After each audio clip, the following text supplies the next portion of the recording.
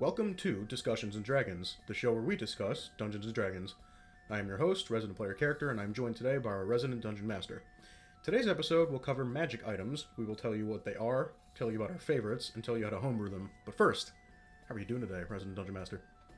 It's been a long one, but I'm doing pretty good today. Had a long day as well. So, today we're discussing magic items. We're not going to bombard you with too much technical jargon for at least the first part of this episode, but we're just kind of being laid back today, talking about what we like about magic items, what they are, what homebrew is in terms of magic items, and we're going to get more into what homebrew is later, but I'd like you to tell our sweet audience what magic items are and what homebrew is, but do that first.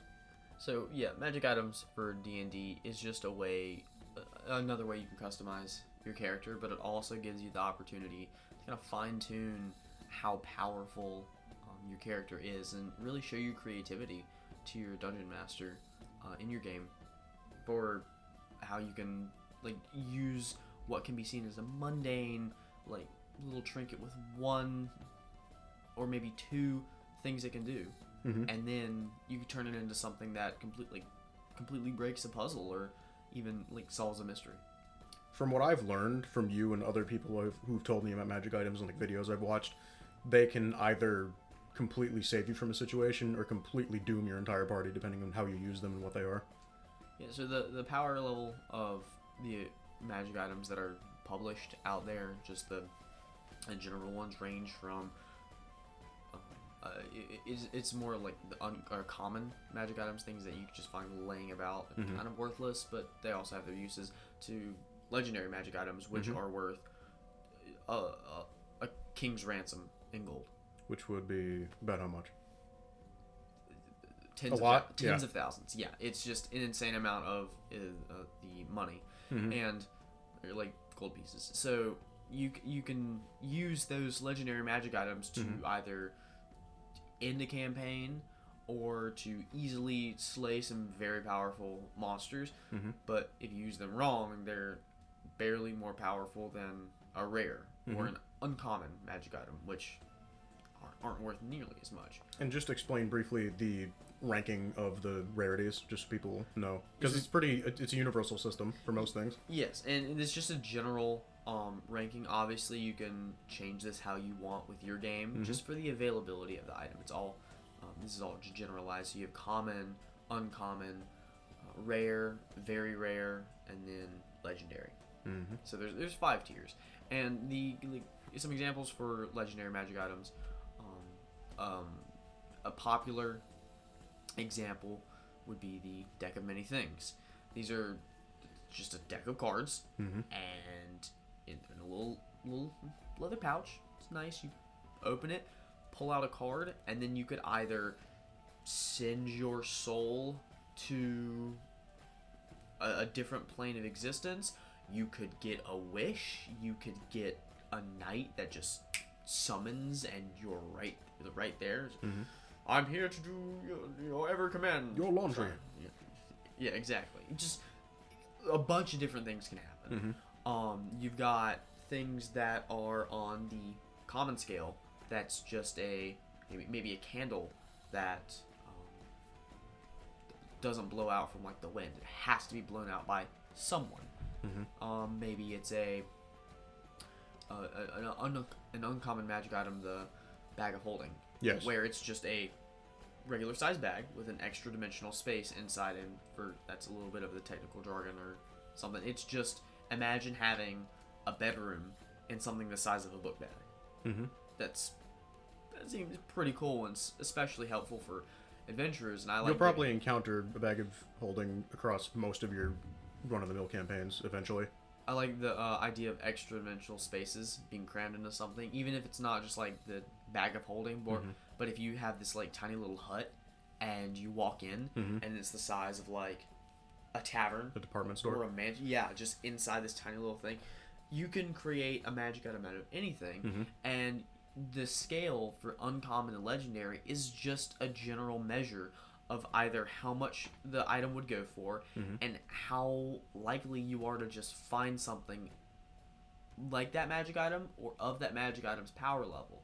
and it's also something for, like, let's say you were trying to trade one thing for another. Mhm. You go to a magic item shop and you're like, I have this thing, but I want this thing. You want to do a trade? I would say magic item acquisition, is that the right word? Yeah, When you acquire something? Magic item acquisition, trading, and sometimes trying to get rid of one makes for some of the most, like, compelling character arcs and stories in a campaign. With, like, you were saying the acquisition of magic items. Not all magic items are good. Not at all. I'd say it's about 50-50. So, the deck of many things has a lot of negatives, and it has an equal amount of positives, and some neutrals. It's just filled with a bunch of chaotic and lawful and good and evil and just pure neutral stuff. And there's just this essence of randomness to it. Some magic items work based off of charges, where at the beginning of each day or after a long rest, the magic item recharges its magical energy and you can use its special abilities. There are magic items that just give you extra spells.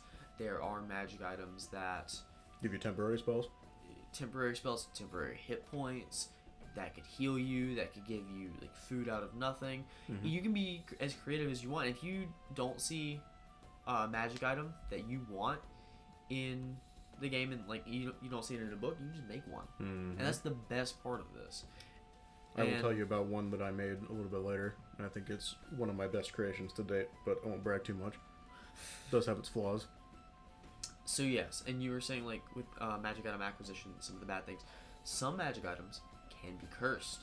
Some? I'd say a lot. So any whether magic you know it or item, not. any magic item has the capacity to be cursed, and generally the more powerful the magic item, the more powerful the curse. Such as maybe a sword that actually has an ulterior motive and it's smarter than you.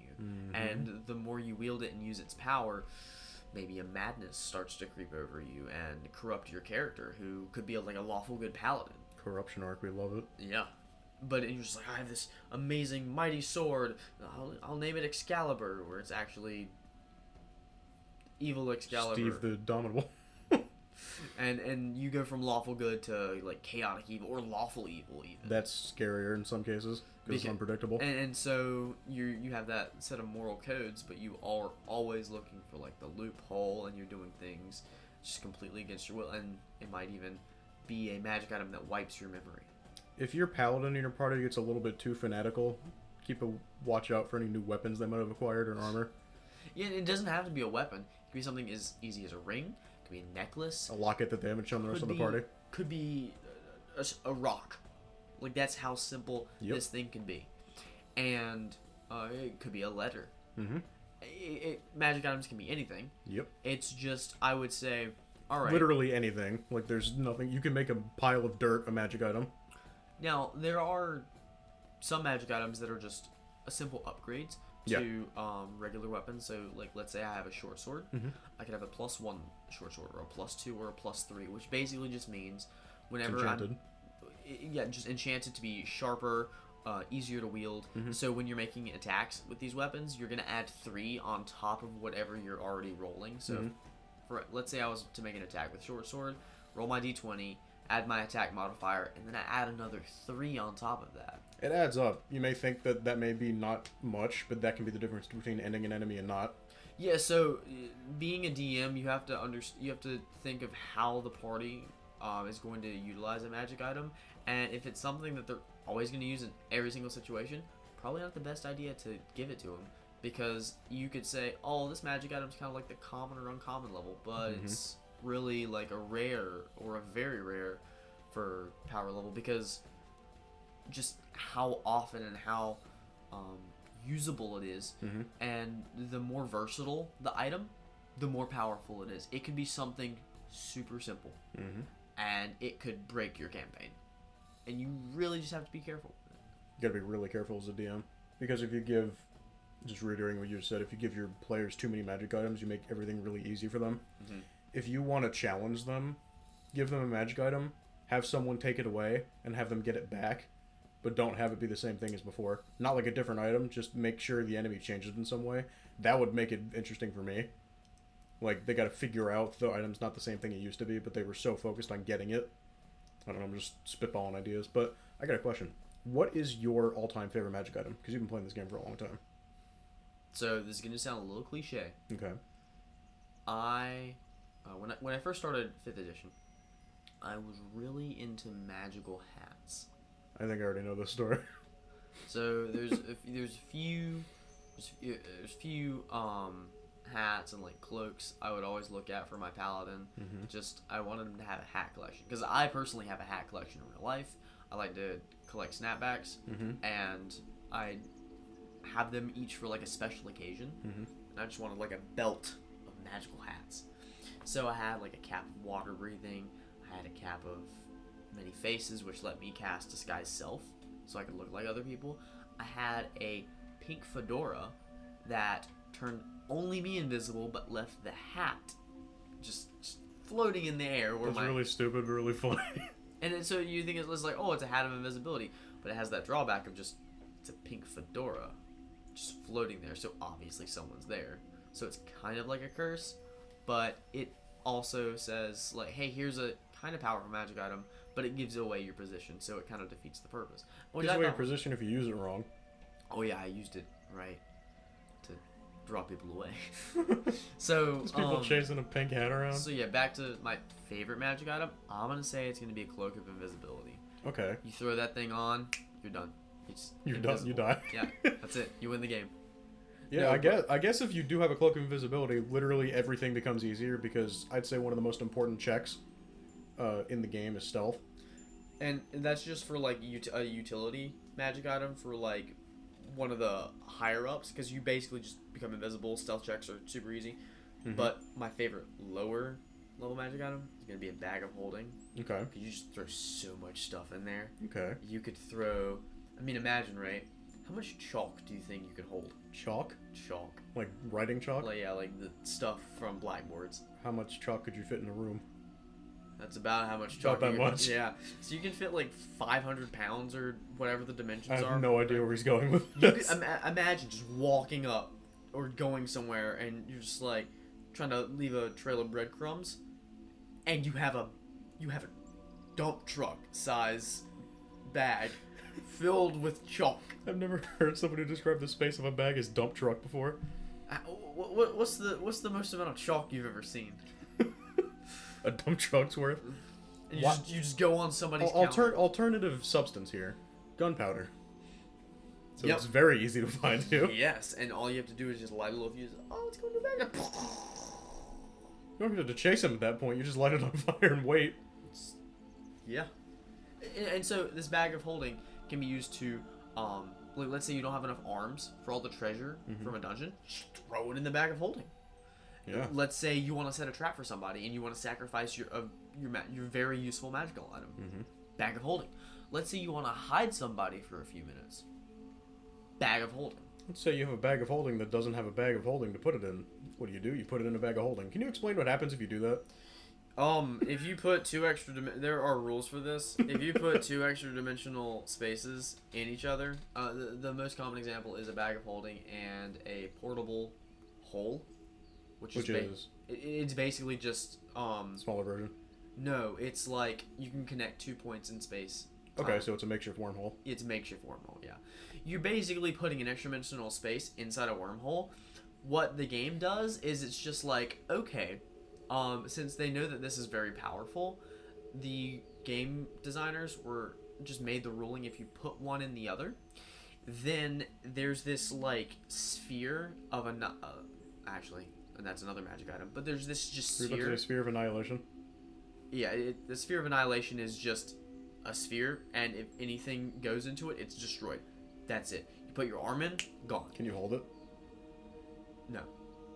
How does it exist then? I think it's maybe it's like living material, or Okay. it could be like suspended in the air. See, I'm not very. So if familiar. you have like a glove on, you can touch it probably. Probably not. unless dumb. unless you want to lose a glove. But so yes. That speaks to me as you put it on a scepter of like some material that can hold it, and anything you hit it with disappears. Or you could like suspend it in space. Just tons of different magical items. Oh, yeah. So yeah, back to the Bag of Holding and portable hole. Yep. It destroys everything in the Bag of Holding. and it destroys the black hole and the bag of holding, and anything in like this 5-foot sphere.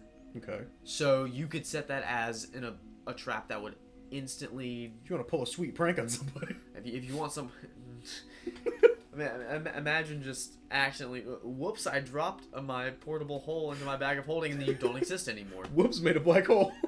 That's basically what happens. That'd be cool. There's a billion traps you can make with that, like you said. I've seen several nasty looking things. Can you imagine the the hole in the forest with leaves over it, but that's in the center once you fall? You just keep falling. Okay, so that's your two favorites, Cloak of Invisibility and I'm going to say Bag of Holding is going to be my all-time favorite. Okay. Now I'm thinking about it. What about you? Now, my two favorite magic items in my entire career of playing D&D over the past, 2 years have been two magic items that I've made in Homebrew. Now, I'll briefly explain what Homebrew is, because I think I understand it at this point. Homebrew is basically making whatever you want in the game within a set parameter, usually set by your DM.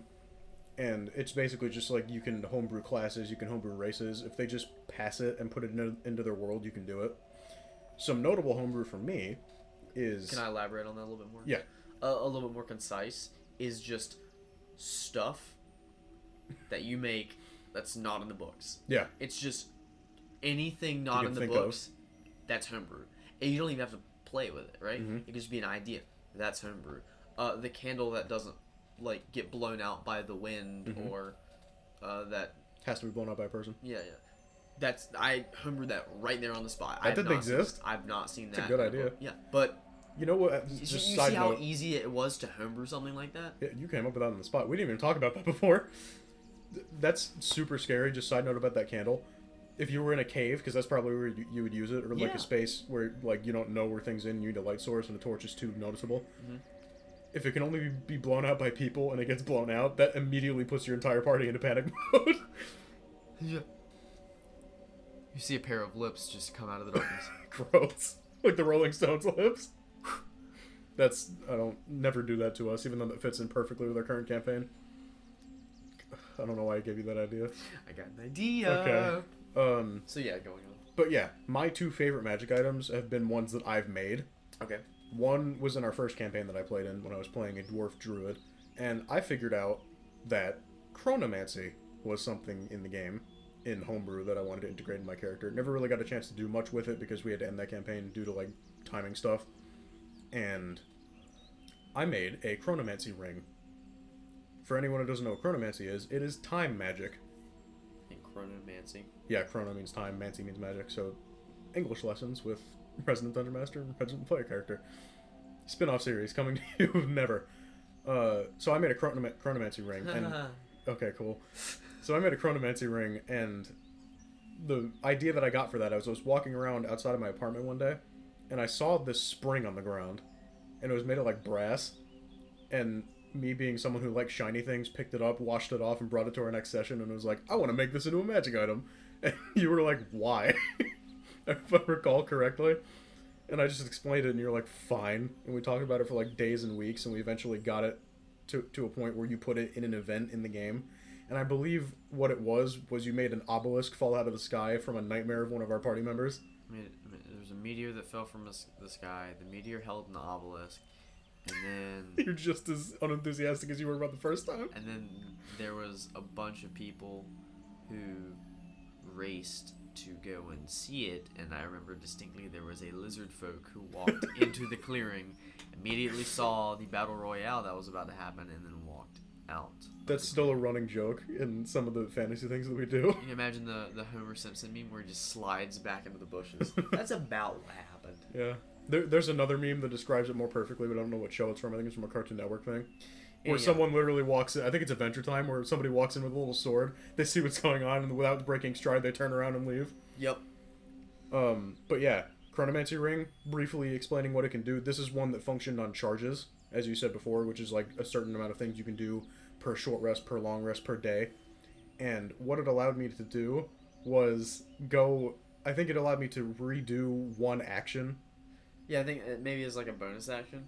Yeah. And you can expend a charge, mm-hmm. and then it lets you redo an action. So if you were to miss a swipe with a sword, you could redo the action, and maybe not attack with the sword. Maybe you can do something else. So it just rewinds like 6 seconds of time, or like a few seconds of time.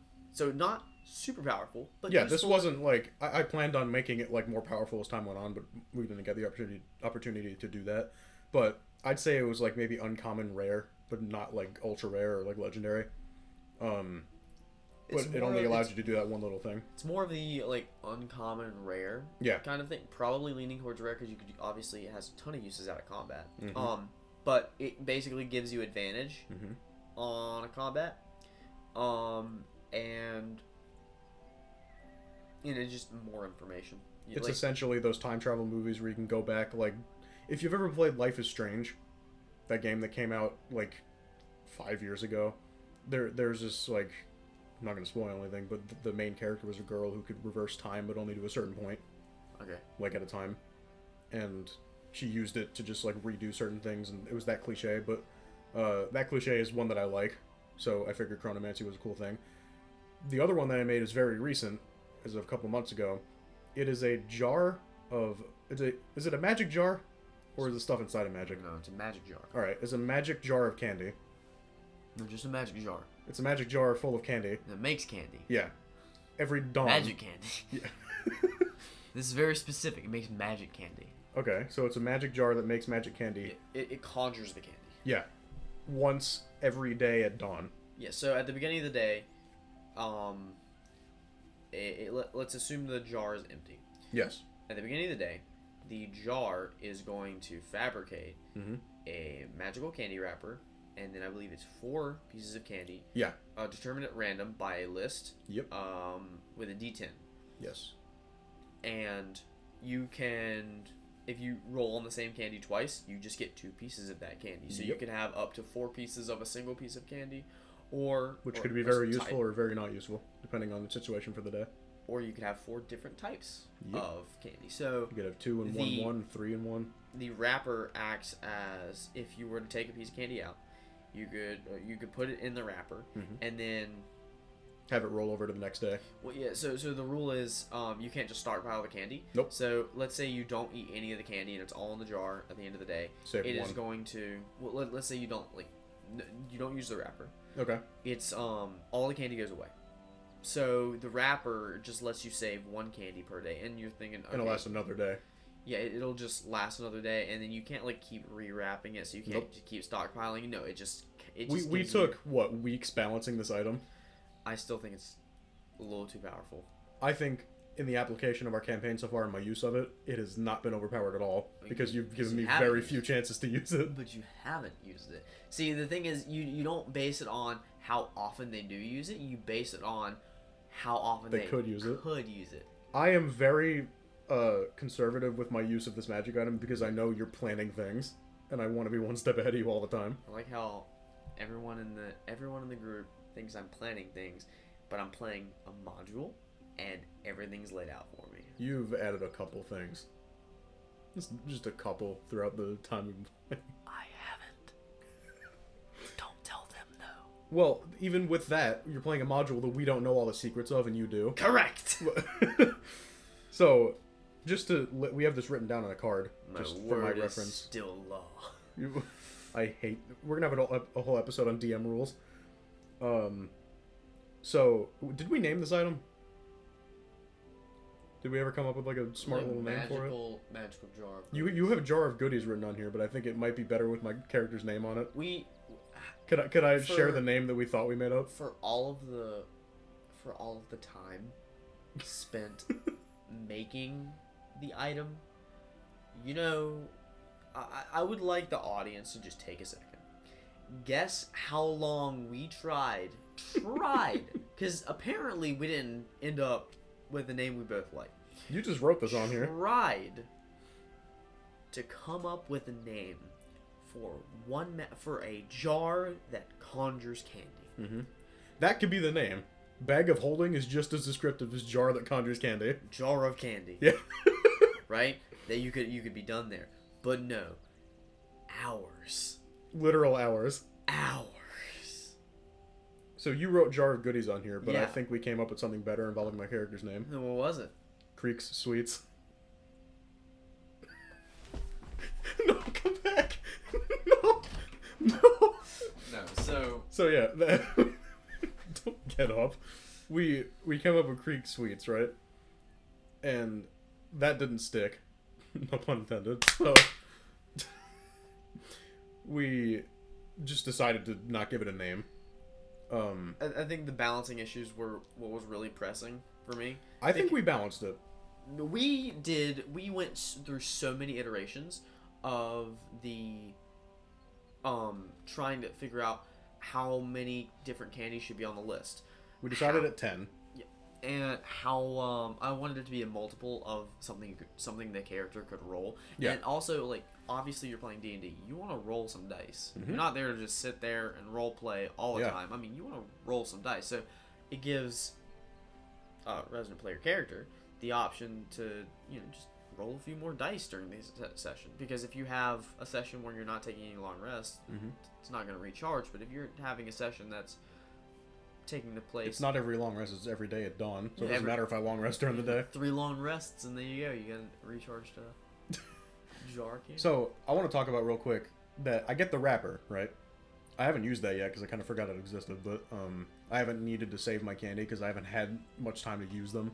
Oh yes, you don't need to always remind your players Oh yeah. about the things, like their abilities and how the things work. If they say they want to do something, tell them the outcome. Like, and they want to do that thing, tell them the outcome, and then they Don't will warn learn. your characters.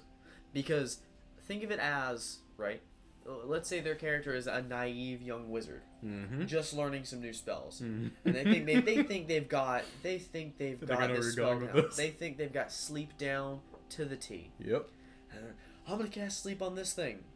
It's immune to being asleep, and you're just like, I still want to do it. and I was like, so I say, okay, roll, and then they think, oh sweet, it's working. I'm rolling, and I say nothing happens. Now you may think you won't fall for this because it seems simple. Like if you think you can tell if something is immune to sleep. I've cast, what's the spell that I keep casting on stuff that doesn't work? Hideous Laughter? It's Tasha's Hideous Laughter. Yeah. Hideous Laughter literally just makes some... have you ever seen the episode of SpongeBob with the tickle belt they put on Man Ray? Do you remember what I'm talking about? Yeah. It just makes them start laughing to a hysterical degree and like basically debilitates them and makes them prone.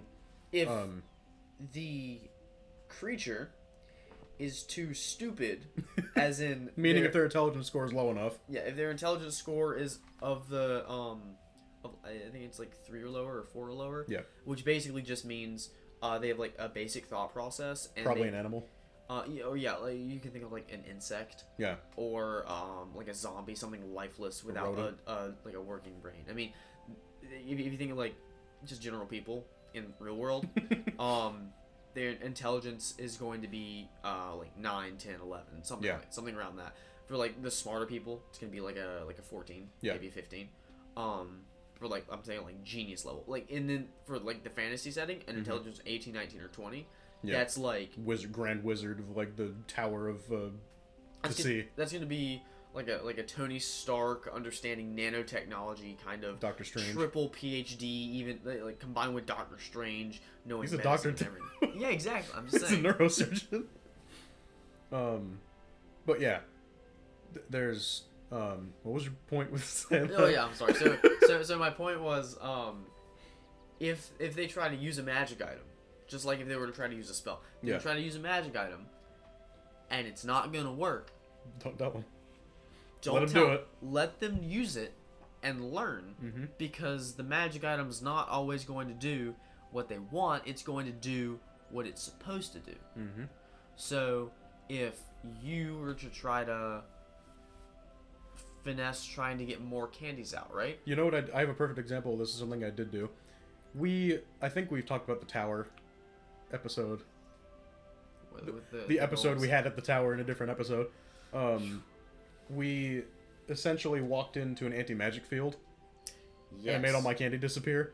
And I wasted an action because I forgot that my candy disappeared trying to get a candy out. And he's like, you have no candy. I'm like, oh. So I wasted an action doing that. Side note, anti-magic field. Magical items are still magical items in an anti-magic field. It just prevents spell casting. And what I kind of made the self-ruling is that since the candies are conjured, right? Meaning they're technically made of magic. Made of magic, and it's an anti-magic field, the candies disappear. I talked to him about this for a couple minutes, meaning, my argument was, since they already came into existence, they shouldn't have disappeared. But I shouldn't have been able to, if we were to sleep in that field overnight, conjure more the next day. And I think that's fair, but you already made the call to make them all disappear, so that's fine.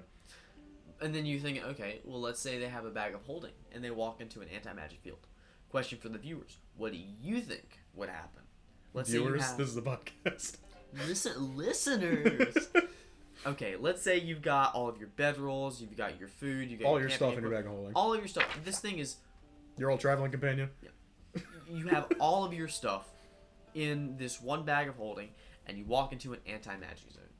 What should happen? Should the bag of holding fail and rip open and lose all of its magical properties?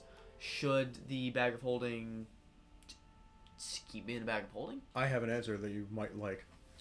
If you walk into an anti-magic field with a bag of holding already full of stuff, it just turns into a regular bag that's the size of the bag it appears. And if you put anything new into it, acts like a bag. But once you go outside of the anti-magic field, whatever you put into it drops into the bag of holding. I like to think like certain latent magical effects. Okay. If it's a spell, like a like the spell bless or haste or something like that, if it's something that a spell caused, okay, it goes away. Unless there's specific rulings for spells, okay, like Feeble Mind or my favorite spell. Bunch of other stuff. Can't wait to learn that. If there's something conjured with a spell like a familiar, it goes away. If there's something conjured by a magic item, it goes away. If it's something inherently magical, like I would like to think that the magical items, right, are kind of similar to people, in which...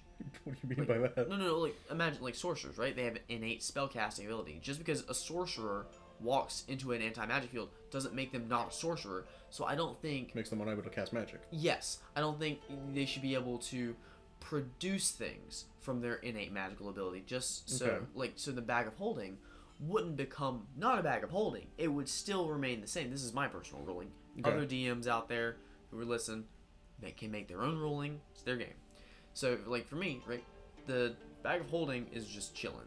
It's not really doing anything. But if you were to try to activate a special ability or conjure something, no, it's not going to happen. So, like, if you had like we were talking earlier, the +1, +2, or +3 weapons, they would still act as, like, the +1, +2, or +3 because that innate thing is keeping them sharp. It's keeping them... They're already enchanted. More, yes. But if you were to try to, if, like, let's say you found an enchantment in the anti-magic field, let's say it's around a tower like we were in. Let's say your +1 sword could also burst into flames, like magical flames. Yeah. Or summon ghosts. Since you didn't do it before you walked in, it can't do it until you walk out. No, I'm saying, like... Is there another thing on top of that? Let's say you did it before you walked in. It would disappear? Yeah, it would disappear. Okay. Because it's still, like, conjures, like, channeling that. So you're saying if it's a permanent condition on the item, it would stay, but if it's not, it goes temporarily? Yeah. Or, like, a permanent condition on a person. Okay. So, so, like, you don't lose your magic, you just lose it temporarily. It's if you're a magic user. Think of magic as a water spout. Or like a pipe. Okay. And you walk into the anti-magic zone. Tightens the pipe. I'm closing off that pipe. Okay. The magic's still there. You just gotta walk out of the magic field for the magic to be flowing. That's as simple of an example as I can make. This is why I also made the argument for my jar, because it is a permanent condition that it will produce candy. But we can talk about that later. So, back to the jar. But think, right? The produced candy, okay, is now conjured, so wouldn't it immediately go away because of that ruling of the conjured things just completely... So let's say I had 4 pieces of candy before I walked in. Would they just disappear? Yes. I still think that's not And perfectly... the jar produces nothing because the flow of magic is shut off. So it's just a jar at that point. It is still a magical jar, but... So if I were to open this jar in the anti-magic field and try to put something in it, what would happen? It's just... I mean, it acts as a jar, inherently. So. Well, Seems kind of similar to my bag of holding That's actually an argument. interesting idea. Imagine putting an item in the magical candy jar and it turns it into candy or into something sweet. That would be fair, because the Imagine, magic would be reactivated once you left. Imagine, like, putting in a mound of dirt and it turns into a brownie. Ew. It's gross, but I'm gonna try it next time we Imagine have D&D. putting in a rock and it turns into a lollipop. Can we institute that as a rule if we ever come across an anti-magic zone? Maybe for a new. Because this for my character would make perfect sense. Because he's always just stuffing stuff into his pockets off the ground. See how easy it is to just homebrew something. Yeah. Or like an idea that. We just came up with a perfectly balanceable, not balanced, balanceable Because it's addition to that item. Because it's the size of like A jar. I wouldn't say like a jar. Think of But we have the prop right there. Yes. So On the other side of the room. It's a mason jar. Yeah. Is about the size. I would say it's about like 20 ounces or so. Yeah. The idea here, right? Let's say you take an orange and you put it in the jar, candied orange. Okay. Let's say you put an apple in. Maybe not necessarily magic, but maybe sometimes, depending on what you put in. But I thought that like it's not very powerful, Mm-hmm. and I Could would be. say that's like a common level because I don't. Maybe uncommon, because it's a little, like, complex.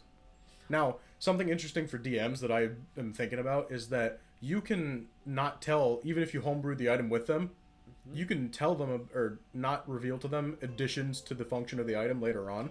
Like this, let's say we didn't come up with that, but you did, and I just decided one day that I was bored and I wanted to put a rock in the jar, and I didn't check on it for a little bit, and I looked at it later, and you're like, yeah, you have a jawbreaker now. That would very much confuse the player, and they would be Stuffing everything they find in that jar. so. Imagine, right? You take a gold piece and you put it in, and you take it out. Gold coin, chocolate. Yeah, it's the gold covered chocolate coin. That's funny. It's a good way to throw away money. But It's okay. also a good way to scam people if it looks exactly the same. So, I think a good you brought up a very interesting segue Okay. is that I want to keep talking about the jar, though, because I want to talk about it. well, the players Okay. don't know about the inherent magical abilities, like every single detail, right? There exists a spell specifically Oh, yeah. to help players with That's a this. good point. Can I say it? Sure, go ahead. Identify. You identified the correct answer. So, Okay, I don't want to play anymore. Would but- detect magic also do the same thing, kind of, but to a lesser extent? Like Yes and- yes detect and no. magic detects the magic, but identify tells you what the magic is. detect magic is more is A yes or no a thing. spell Is it magical? for it's like a lie detector. Yeah. But also with detect magic, you can correct me if I'm wrong, detect what school of magic the magic is from, whether it's Detect magic and conjuration, detect the school. yeah, think you can. conjuration, evocation, etc. Just I'm fairly certain detect magic does that. Okay. So the identify spell is first level spell, and I know it's a wizard spell and a bard spell. I'm not sure about other classes, Maybe but sorcerer. maybe.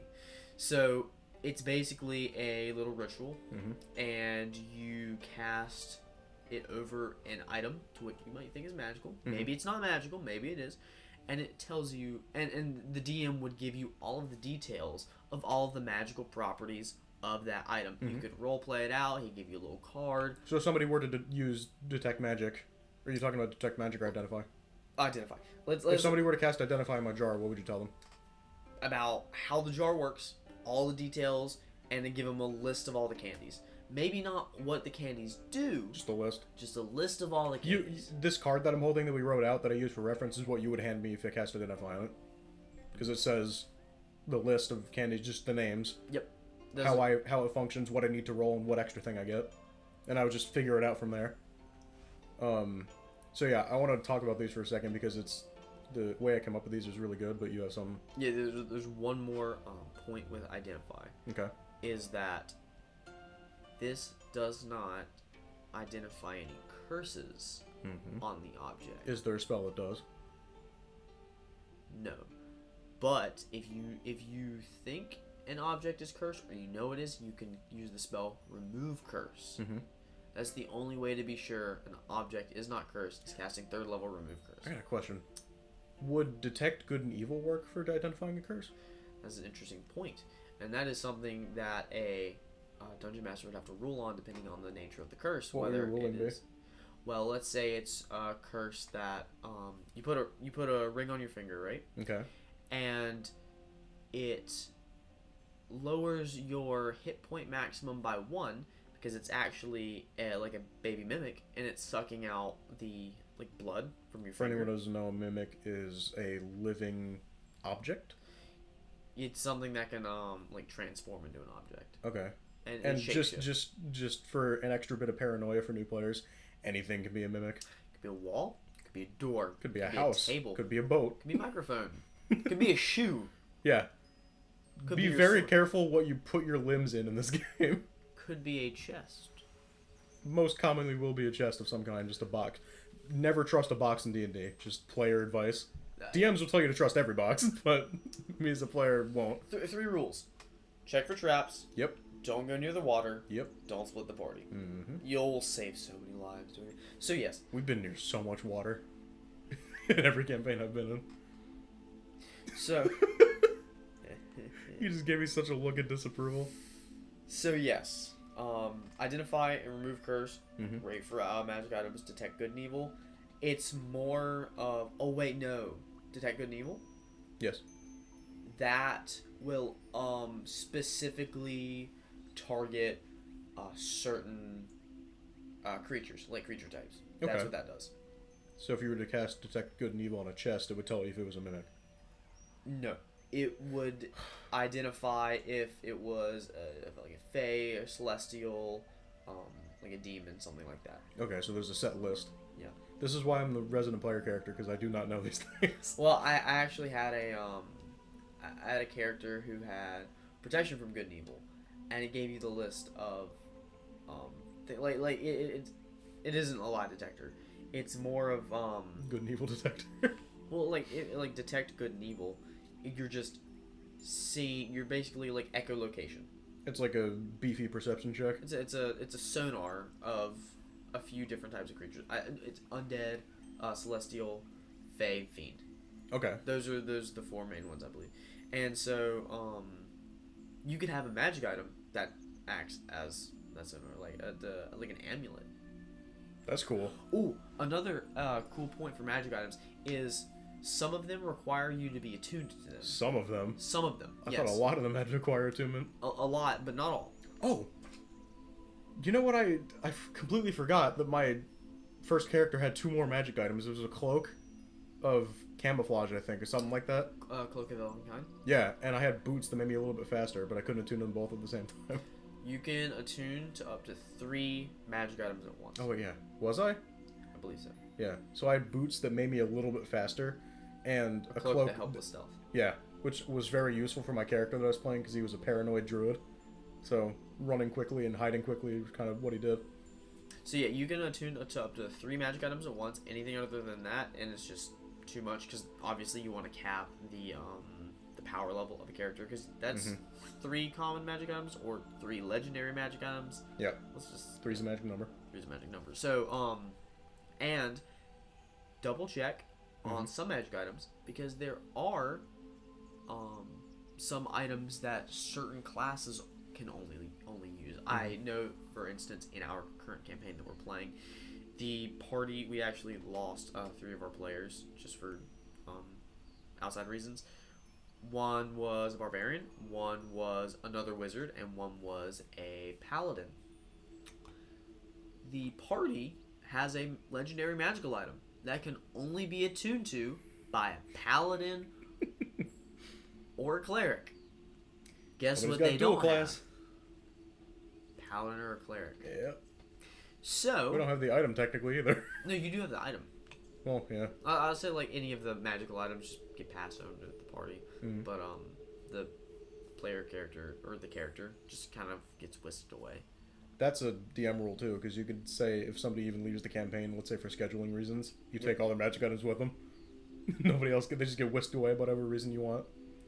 But yeah, that's most of the other stuff. And if any of this is confusing, there's tons of online resources. Literally, like if you can just PDF. think anything that you want to be magic, you can have a magic hamper that cleans your clothes as soon as you put them You could have a plastic nose, and you put it on like your forehead, and then it acts as a real nose. You can smell in. twice. It's terrifying. All right, don't get too creative. But yeah, we've got a little bit of time left, so I want to talk about these candies. I used to read a book, or I read a book. I didn't read it a lot. I read it like once or twice, called "The Candy Shop War" by Brendan and Mole. It's a very good book. Yes, you told me about this. That's how we came up with the idea. We both looked at this book for hours.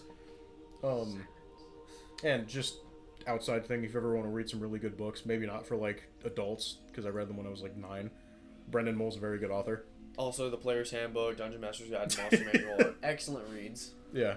But we came up with a lot of these are from that database of candy that they had in the book. We just looked on the website with like the lore of the book.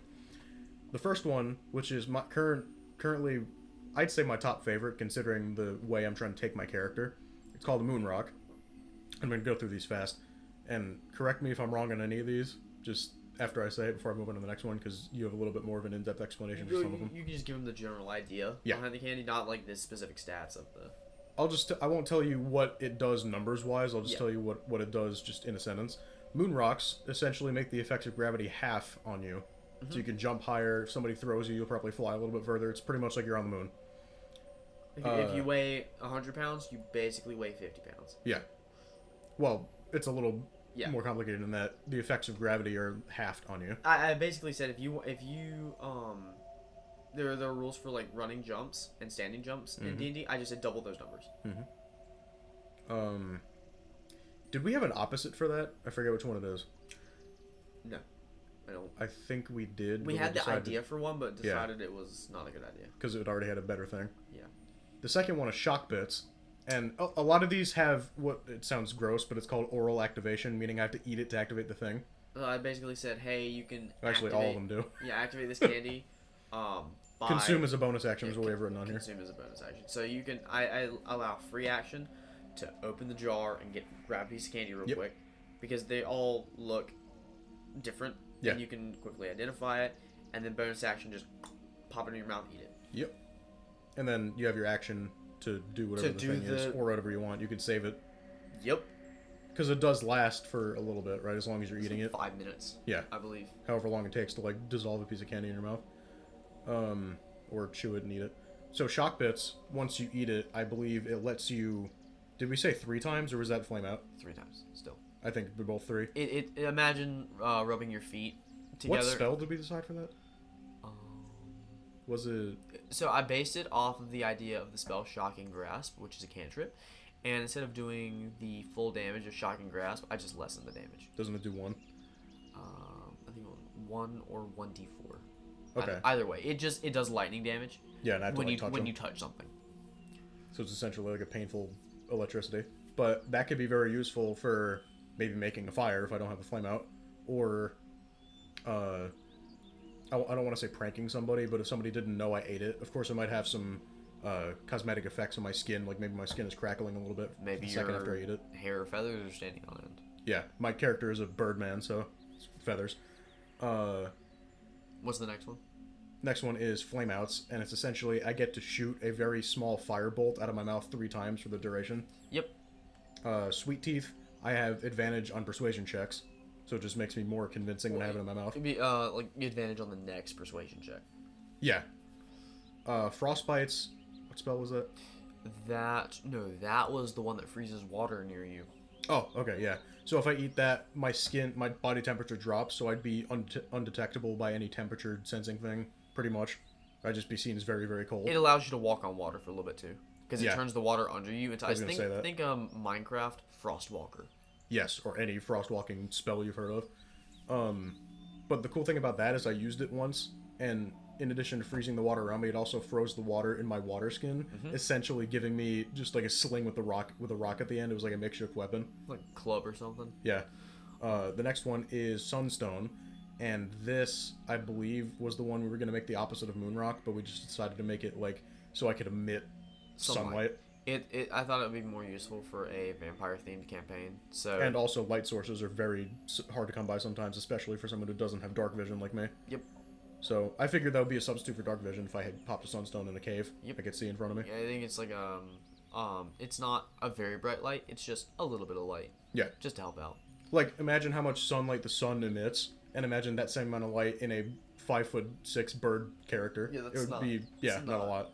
It's like a candle essentially, but I use the stats of sunlight. So if there's a vampire and he pops a sunstone, then vampire burns. Yep. So And that would make it so it probably couldn't hit me in melee range, or else it would take damage. Or maybe make it want to hit you more. Don't tell me that. The next one is an Ironhide, and I believe this one raises my AC. Yep. And it essentially makes my skin like metallic. And if somebody hardens your feathers, hardens your skin, makes it shiny-ish. If somebody hits me in the right place, might take damage depending on the situation. Think of like Doctor Doom in his transition period, where he had metal grafted on his skin. But it's not that powerful. Yeah, no. It essentially just raised my AC, but that's the cosmetic effect. Camo Caramel gives you advantage on your next stealth check. Yep. And I'd say it kind of gives me a chameleon effect about whatever I'm standing near. Not like complete, but just like makes me melt into the background a little bit. Spider Bites. What spell do we choose for this? This is one of my favorite spells. It's gonna be Spider Climb. Yep, and that's exactly what you think it is. I turned into Spider-Man for a little bit. You get Spider, the effects of the spell Spider Climb for a few minutes. Yep, and that means you can climb on walls and you're sticky, pretty much, which makes sense for. It gives you a climbing speed. Yeah. And we came up with little. Before I say the last one, because it's a little complicated to explain, we came up with little types of candies that these would be. And that's one of those. Imagine like a ring pop spider ring, or like a gummy spider. And it just gives it a little bit more. Pardon the double pun here. Flavor. Oh no. So moon rocks would be. It would look like a little moon, right? It could be like a marshmallowy type thing because it's like soft and bouncy. Like a little gray marshmallow. Shock bits would just be like a crunchy little. What are the crunchy things they have in the little crank dispensers at arcades? You know what I'm talking about? They look like jacks. You know what I'm talking about? I know. Do you remember the bones of the bananas? Oh my god. Ones? Yep. It's like that, but just imagine like a little. It looks like an atom essentially. Was what I'm picturing. A little crunchy like molecule type thing. Not that small, but just like the representation of it. A flame out's like a red hot. It's just a red ball. Or like a cinnamon, like a fireball. Yeah. That's exactly what that is. Sweet Teeth is candy corn that's not colored like that. Yep. Frostbites is essentially just like a snowcap. Like a minty fresh. Yeah. Or you think of like any mint candy. Like a minty chocolatey candy. Sunstone, I think it's just the same as a moon rock, just glowing. It just has a resemblance to the sun. Like a small glowing gumball or something like that. Or like a circular Werther's, just like a see-through light refracting type thing. Ironhide would just look like a ball bearing, but it's like chewy and. Well, I thought that was the Jawbreaker. Yeah, it would just look like a ball bearing though. Yeah. And for anyone who doesn't know what a ball bearing is, it's one of those silver balls that you use in mechanic stuff. Camo Caramel is just like a little caramel square. Maybe you can't see it some of the time. Oh, it would have like a this is a dumb idea. It would have like a clear wrapper, so it would just look like there's nothing in there. But once you take it out, you can see it. Spider Bites, Gummy Spider, a little spider ring that Gummy Spider. Eat, yeah.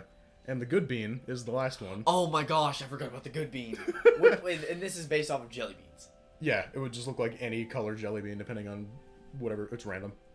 So whatever. I picture a brown jelly bean, but that's a little I can boring. picture like a green one. Okay. What did we base that off of? Jelly beans. No. What spell did we base it off of? Goodberry. Yes. So, explain briefly what Goodberry is. It's a druid spell. You get 10, or you conjure 10 berries in your hand that basically give you enough.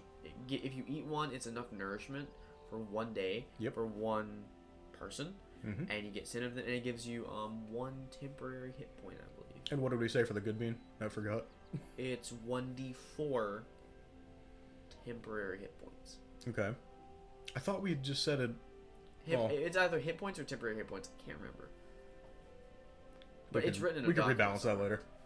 All of these effects are like actually written down, saved in a document, all my notes and everything. Yep. So I've got like this specific stuff, so we don't.